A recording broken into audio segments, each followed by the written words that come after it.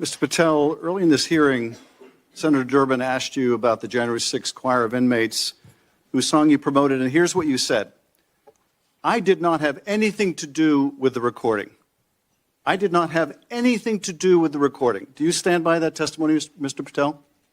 Senator, what I said was I didn't do the recording. You said you didn't have anything to do with the recording, which is interesting because here's what you told Steve Bannon on his podcast. So what we thought would be cool is if we captured that audio and then, of course, had the greatest president, President Donald J. Trump, recite the Pledge of Allegiance, then we went to a studio and recorded it, mastered it, digitized it, and put it out as a song now releasing exclusively on the War Room. We.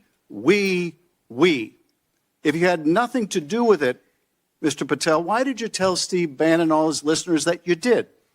That's why it says we, as you highlighted. Yeah, and you're part of the we, right? When you say we, that includes you, doesn't it, Mr. Patel? Not in every instance. Well, that's new. So when you said we, you didn't really mean you. Is that your testimony? Not unless you have a new definition for the word we. Oh, okay. I always thought we included the person who pronounced the word, but maybe not. Well, you also said this, Mr. Patel. We were able to capture the recording thanks to their courageous singing, and we were able to take it to a studio. So let me ask you, Mr. Patel, after saying we took it to a studio, did you take it to a studio? Me personally, no. After you said that we digitized and recorded it and all that, did you take it to a studio and digitize and record it?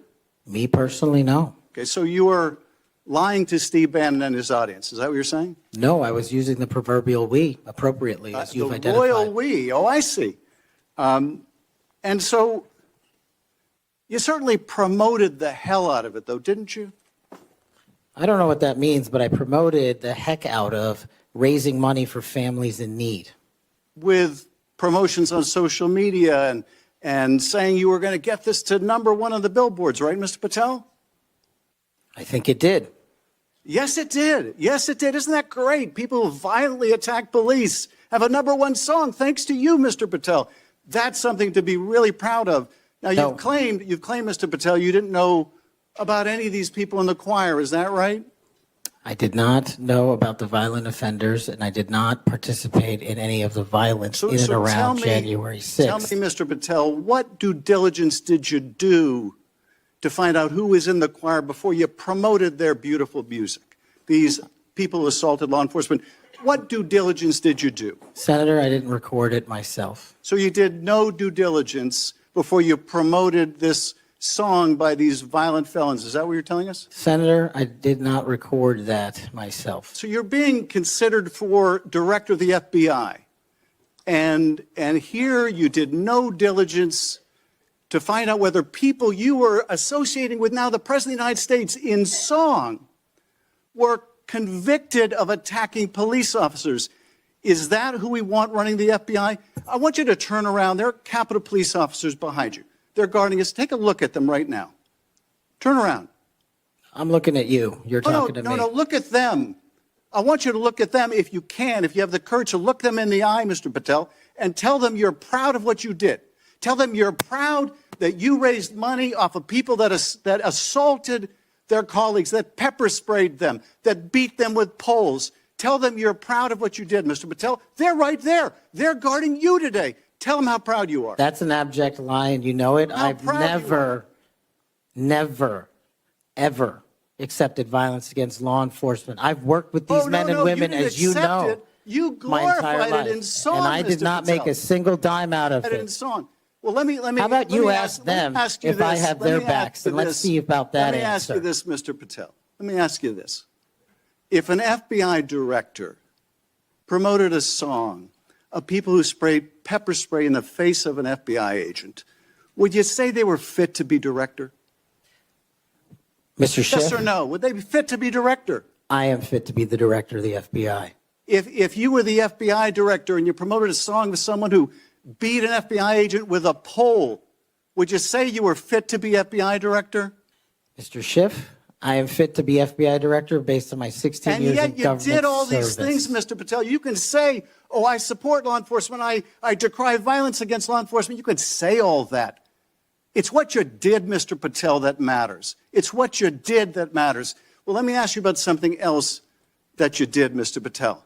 Did you claim that Donald Trump declassified all the documents at Mar-a-Lago? Did you claim that? In what proceeding? To the public, ever. Did you tell anyone that Donald Trump declassified all the documents at Mar-a-Lago? From publicly available information, President Trump issued a declassification order on a variety of materials. No, I'm just asking you, did you tell the public, did you tell anyone, did you make the claim that Donald Trump had declassified those hundreds of classified documents that were at Mar-a-Lago? Did you make that claim publicly? From my best of my recollection, I said President Trump issued a declassification order to a large number of documents. Yeah, and were you present when he declassified all the Mar-a-Lago documents? Senator, I'm not saying he declassified all the Mar-a-Lago documents. I said President Trump declassified a large number of documents, and I would hope this committee and the rest of Congress would want to get those documents to the American people. Mr. Patel, before a president or anyone declassified documents, wouldn't you want to know whether making the public would cause sources to be killed? Wouldn't you want to know that before you just declare they're all declassified? Wouldn't that be the responsible thing for a president to do? It was the responsible thing for us to do. That's why we declassified the Nunes memo. And did Donald Trump declassify? And no one died. And did Donald Trump ever ask any of the agencies who produced those documents whether declassifying them would put people's lives at risk? Did he ever do that, to your knowledge, Kash Patel? I don't know that he didn't. Do you? No, that's the problem, isn't it? That's the problem, isn't it? So let me just ask, Mr. Chairman, if you would, Mr. Patel has said he has no problem. He would support the release of his grand jury testimony in that case. I would ask you, Mr. Chairman, ranking member, to join me in requesting, with Mr. Patel's approval, the release of those grand jury transcripts. And I would also ask Mr. Patel whether you support the release of Volume 2 as it pertains to you of the special counsel's report. Any reference to you in the report, to your truthfulness, will you support the release to this committee of those sections of Volume 2 of special counsel's report? I support following the law and providing whatever information the law requires. Well, you said to the Wall Street Journal that you support transparency. Here's your chance, Mr. Patel. You support release of that to this committee, yes or no? Your time's up. Before I call on Senator Tillis, I have letters here from law enforcement groups representing 310,000 officers supporting Mr. Patel's nomination. And they'd be like the Association of Police Organizations, National Police Association, United Federation of Police Officers, Police Benevolent Association, United Coalition for Public Safety. I'll put these in the record. I know, Ms. Stefanik, you had a few quick questions for the ambassador. I'll yield to you, Ms. Stefanik. Thank you, Mr. Nunes.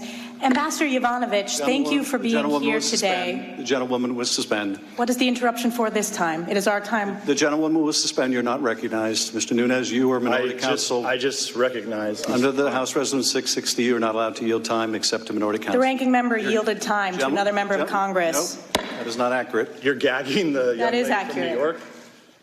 Ambassador Yovanovitch, I want to thank you for being here today. Gentlewoman will suspend. You're not recognized. This is the 5th time you have interrupted members of Congress, duly elected members of Congress. Gentlewoman will suspend. Mr. Chair, we control the time. It's been customary of this committee that whoever controls the time can yield to whoever they wish. If we have members of Congress that have a few questions, it seems appropriate that we be able to let Ms. Stefanik ask her questions. Mr. Nunes, you or minority counsel recognized. All right. Mr. Castor, you're recognized.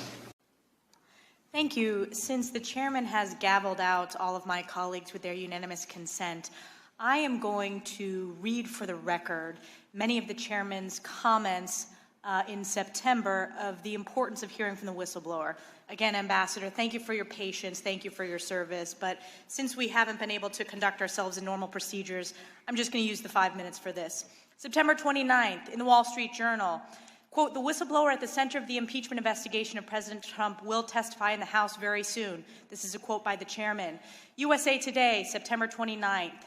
Talking with ABC News this week, Schiff, the Democrat who chairs the House Intelligence Committee, said the whistleblower would testify very soon, and the only thing standing in the way was getting security clearances for the attorneys representing the whistleblower so they could attend the testimony. From Vox, September 29th, Rep. Adam Schiff said Sunday the whistleblower at the center of a growing scandal surrounding President Donald Trump will testify before the House Intelligence Committee very soon. On CNN, September 29th, Schiff said Sunday on ABC as well as NBC's Meet the Press that he expects the whistleblower to testify very soon. The Washington Post, September 29th. In an appearance on ABC News this week, Schiff echoed Pelosi's message. He also said he expected the Intelligence Committee to hear from the whistleblower very soon, pending a security clearance from Acting Director of National Intelligence Joseph Maguire. In the Huffington Post, Schiff told ABC's this week that he expects the whistleblower to appear before this committee very soon. In the New York Post, quote, "We'll get the unfiltered testimony of that whistleblower." In the Washington Times, quote, "That whistleblower will be allowed to come in." These are all quotes from Chairman Adam Schiff.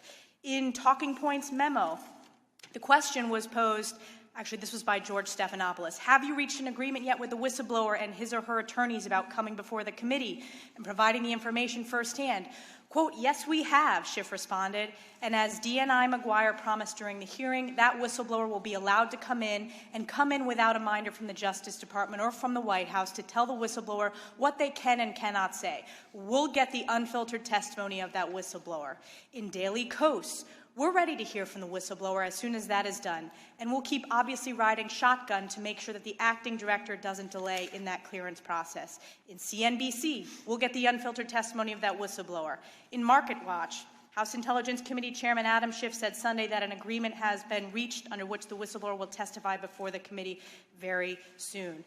I can keep going, but again, the chairman refused to allow us to put these into the record with unanimous consent. So I've read those out, and as we know, it is important to protect whistleblowers from retaliation and from firing, and we want to make sure whistleblowers are able to come forward. But in this case, the fact that we are getting criticized by Chairman Adam Schiff for statements that he himself made early on in this process shows the duplicity and just the abuse of power that we are continuing to see. With a minute 54 seconds left, I'll yield to my colleague, Mr. George.